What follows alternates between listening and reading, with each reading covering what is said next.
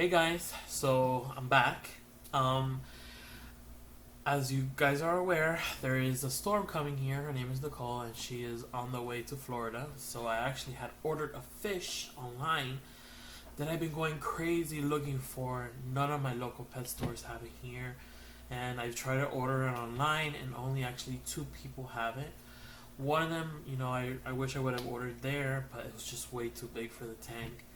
And I found somebody else that has it that I actually found through another YouTube channel, which is Ohio Fish Rescue. They mentioned it once in one of their videos, and like, you know what, I'm gonna look into it. So I did, and they actually had like a pre-order on this specific fish that I wanted, and I did it, and I finally got it. Thankfully, it got here right before the storm, so I'm able to acclimate it today and put it in the fish tank. But I wanted to do an unboxing video, which I'll do a lot of them as well, because sometimes, as my obsession for this fish world, I like to look for rare fish or fish that I think that are really nice and that I cannot find in my local pet shops. So sometimes I will order them online. Like right now, I'm actually trying to look for a blue-eye pleco. I have the blue-eye bushy nose plecos, but I'm looking for the black, regular pleco with blue eyes. I'm trying to see if I can get a pre-order on that one. But if anybody knows where I can find one, let me know, because I would definitely be placing that order. I like plecos as well. I'll get more into details with other videos, but you will see that I have a lot of plecos. I like to collect them, size-wise, colors, things like that. Not that I do it for breeding or anything like that, but if they breed, hey, why not? I'm more than happy to. I love the process of seeing, baby fish grow and stuff like that. So that'll be awesome to see.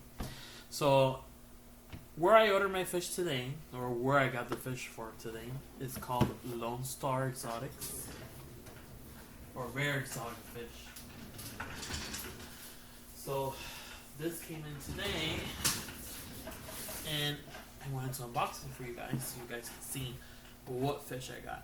Haven't said what it is yet, but you guys will see. It's become very hard to find here. I have one of the famous local not pet stores, because I wouldn't call it a pet store.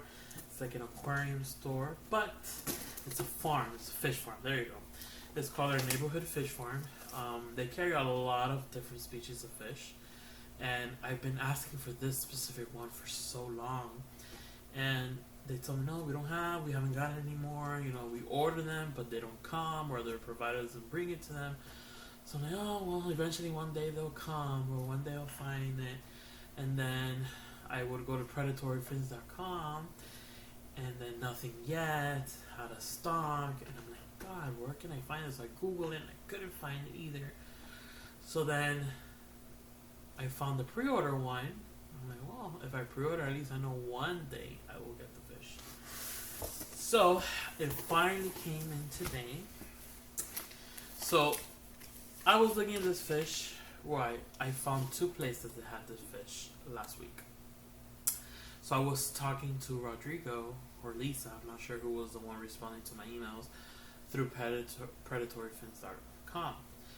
And they actually got a shipment, because I watched their videos of the shipments that they get, and I saw they got a specific fish that I've been looking for, and I immediately saw it on the website, and I'm like, ooh, I'm not a rich person, but, sometimes I will splurge, and, I guess meet the consequences later. So I'm like, oh, wow. But at the same time, this other place, which is where I got the fish from, which is Lone Star Rare Exotics, and they had a pre-order sale, and it was cheaper, and it was smaller, which I kind of wanted, because sometimes I like to see the fish grow, and at the same time, you buy it big, it kind of messes up the sizes of everything else that I have in my tank, in my predatory tank. I will say this goes in the predatory. And I'm like, but if I buy the one from Preditory Friends, which is huge, I'm actually scared that it might eat my other ones, because they're a lot smaller. So I'm like, okay, let's play it safe. So I went this route. So we just got it. I haven't even seen it yet. So now I'm gonna unbox it. Wait, see something. And here it is. So if anybody can guess it, it is a fire eel. So these eels are becoming super hard to find.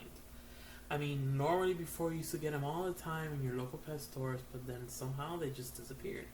So I love the colors on this eel. I have the tire track eel, which is similar to this type of species of eels, but obviously a different pattern. And this one is not small, but it's not huge. So I'm actually going to acclimate him now into the fish tank, which I will do another, cut this video and go on to the next video, which I will acclimate him into the new tank, and then I will show you when I release him into the new tank. So stay tuned and we will get to see you shortly. So hey guys, so I'm outside in my predatory tank, as you can see. All my bigger guys and more aggressive fish are out here. So I'm gonna acclimate our new buddy. If you guys can come up with a name for him. He's pretty big. He's pretty nice. I think he's, gorgeous. And the red on him is beautiful. Obviously, you'll see him better once I take him out of the bag. So I'm going to put him into the tank and acclimate him. Normally, I leave him around 20 to 30 minutes, depending on the temperature. We're in Miami, so it's not really ever cold. We are going to get a little bit colder with the storm. They said after the storm leaves, it's going to drop the temperature a little bit. So right now it's perfect. He's kind of the same temperature as the tank, but I still don't want to shock him. So I'm going to acclimate him for like 20-30 minutes. And then I'm going to do like a little drip line just to see, just so he can get used to the water parameters. And then I'll release him in the tank when you guys see him, obviously. So I'll be right back. So while we wait for the fire eel to acclimate, I actually wanted to walk you through the backyard. I do have some animals back here. So I have the 100-gallon tank. Is like an outdoor pond that I have. There I keep my largest Oscar. Somebody was selling him on I think OfferUp, and I kind of felt bad for him. He had like a messed up jaw, so I took him in, and he has been thriving. He is not aggressive towards small fish, which is kind of weird, right? He is actually aggressive to larger fish. I put in another Oscar with him, which was like a little bit smaller than him, and he just didn't have it. He was pissed. He did not allow that fish to get near him or even close to him, and he ended up attacking him. So I ended up taking him out of there and putting him in the 125-gallon, because I didn't want the other Oscar to die. So in here, I actually have the Oscar, a Mayan cichlid, which I caught, and then I went to the neighborhood fish farm, and I'm like, I want something weird, exotic, something nice, something different. So, I'm into plecos as well, and they gave me like a leopard pleco. But he is special because I guess he got into like an accident or something happened to him, and he's missing like a huge piece of his fin, which makes him look like super spiky on the back. And he's pretty big, so I couldn't let him go. I had to bring him into the house. So I'm gonna see. The water's kind of murky, so I don't know if you guys can see. I mean, it's not that murky, but can't see them. I have a lot of duckweed here, which I need to get. I actually have a lot of guppies in here as well. A lot of feeders that I throw in here, and I kind of let them grow out, because for some reason the Oscar doesn't really attack them. He just needs some meat. So what I do is that I grow them out here, and then I feed them to the other guys, which they are definitely feeders. I need to get more feeders in here, like feeder goldfish, because the Oscars in my tank have grown a lot. And obviously they eat shrimp, they eat bloodworms, they eat a lot of guppies, the feeder guppies. So what I do is that I put them in here so they can keep reproducing, but eventually it's not enough for the amount that they eat. So I actually have some ghost shrimp in here, but I have no idea if they have survived, because I'm not sure if Mr. Oscar Buddy has eaten them all. But for sure, you can see all the guppies here. That's all these little guys, and they have been reproducing like crazy. I actually threw bigger ones, but they're gone. So I'm assuming either the Mayan cichlid ate them or the Oscar, but I have never seen the Oscar chase after any of these guys. And the shrimp, I'm trying to see, I don't see any of them.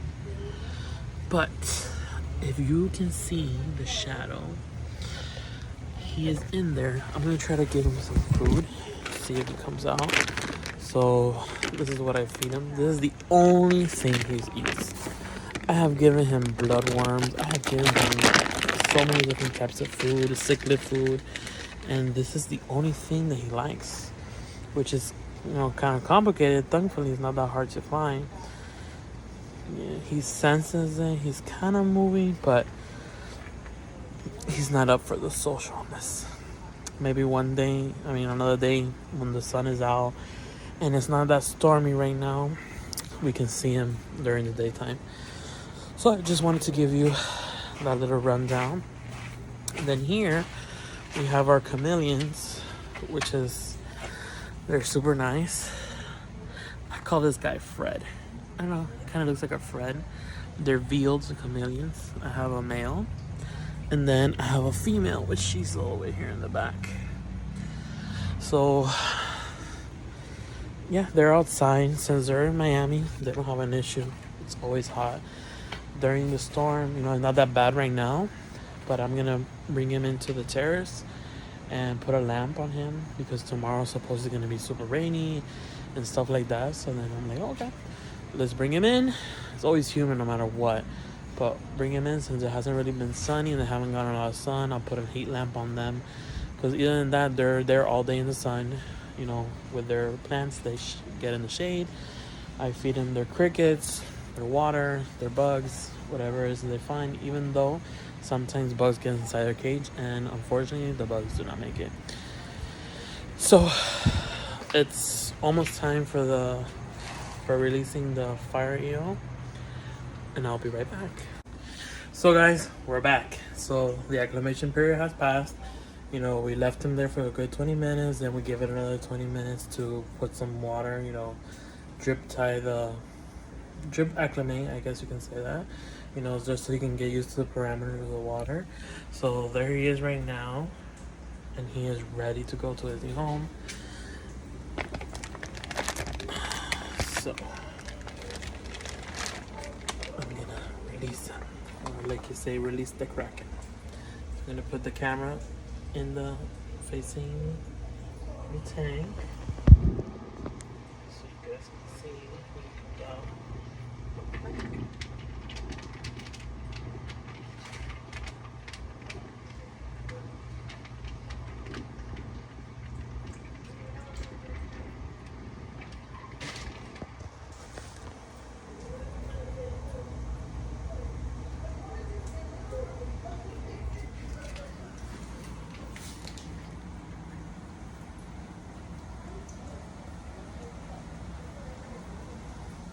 So yeah, he's already released into the tank. So obviously he's got to get used to all the new guys.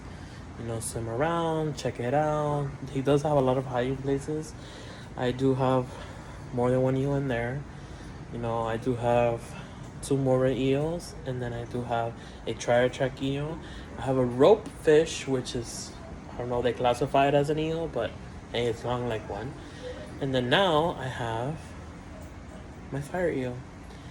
So I guess he's getting used to the temperatures. Well, not used to the temperature, used to the area, the fish that are around. So far, nobody has really bothered him. So it looks like he's just chilling, relaxing, getting used to the area. He's not going crazy because we don't want him to get stressed either. So he's just looking around. Pretty sure he's gonna get into the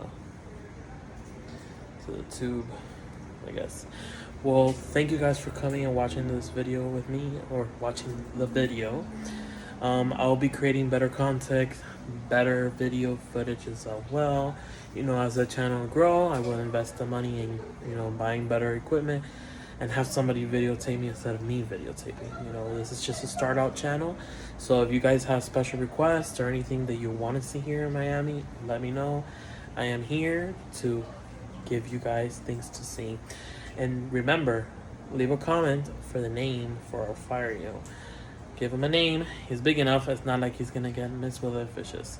So thank you guys for watching, and see you in the next one.